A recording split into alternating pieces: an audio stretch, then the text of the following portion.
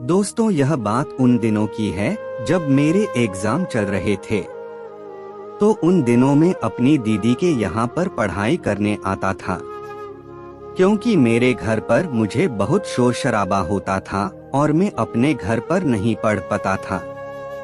तो मैं रोज रात को 10 बजे अपनी दीदी के यहाँ पर आ जाता था और फिर मेरी दीदी का घर भी मेरे घर के बिल्कुल पास ही था, बस 5 मिनट की दूरी पर। फिर मैं कुछ देर पढ़ाई करता और फिर वहीं पर सो जाता था। मैं और मेरी दीदी एक ही बेड पर सोते थे, क्योंकि दीदी की तबीयत कुछ ठीक नहीं रहती थी और उन्हें रात को किसी न किसी की जरूरत पड़ती थी।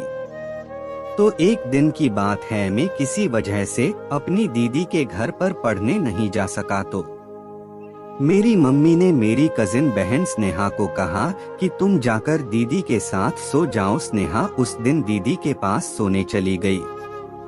फिर अगले दिन जब मैं दोबारा उसी समय दीदी के पास सोने गया, लेकिन स्नेहा वहाँ पर पहले से ही थी। तो मैंने दीदी को कहा कि मैं चला जाता हूँ, यहाँ पर तो स्नेहा है। तो दीदी बोली कि ठीक है। फिर जब मैं जाने लगा तो स्नेहा बोली कि राजीव, तुम भी यहीं पर रुक जाओ ना। तो मैंने कहा कि हम कहाँ सोएंगे। तो वो बोली कि तुम भी बेड पर ही सो जाना। तो फिर दीदी बोली कि बेटा सो जा, कोई बात नहीं। लेकिन मैं नहीं रुका और चला गया।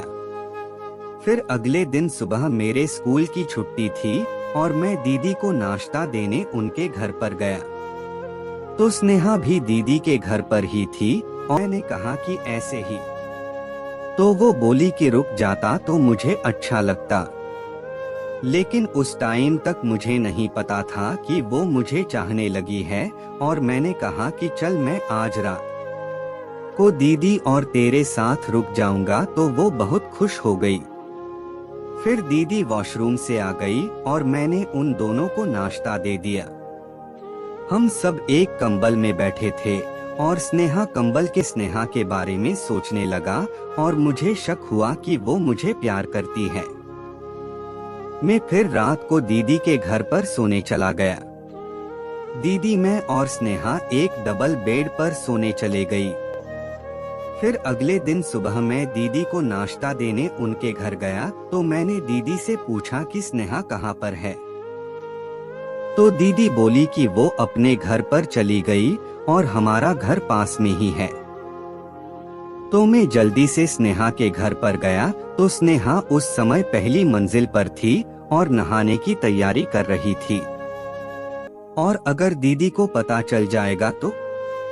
फिर मैंने बोला कि तू चिंता मत कर, मेरे पास एक प्लान है। तो वो तैयार हो गई।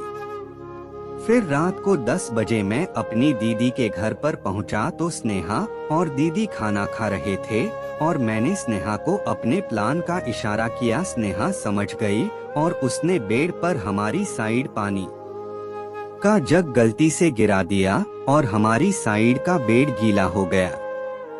फिर मैंने दीदी को बोला कि अब हम कैसे सोएंगे।